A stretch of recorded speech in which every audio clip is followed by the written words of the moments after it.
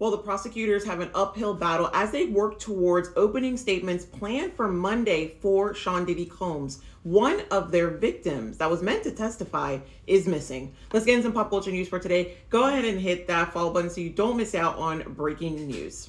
Thank you to everybody that has followed so far and every single eye that has been on my La Roche video, which is well over 60,000. I appreciate you. Now, I plan on coming on here today to give an update regarding Diddy's jury selection, but literally everything has happened between Wednesday when they last met and today when the jury was supposed to be finalized. Now, they had casted a very large net, over 100 people, and they wanted to get that pool down to 45. They were able to do that on Wednesday.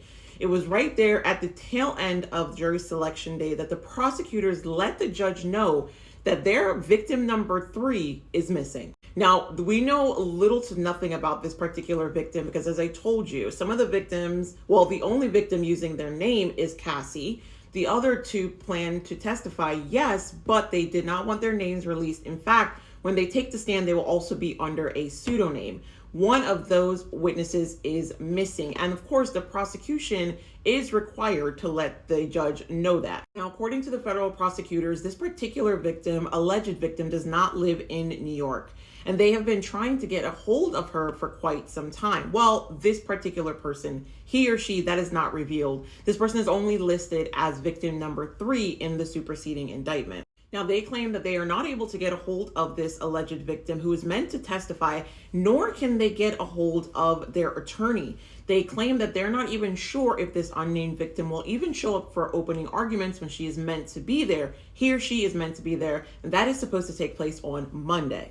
This victim was expected to provide very personal and explosive details as it regards to the charges against Diddy. Now, the judge ordered the prosecution to do everything they can to locate this victim or the victim's legal representation. That is where it ended on Wednesday, and that was what led into Thursday. Now, Thursday, there was no jury selection. They'd already gotten down to their 45. Everybody took a break on Thursday. They were set to resume today, which is Friday, May the 9th.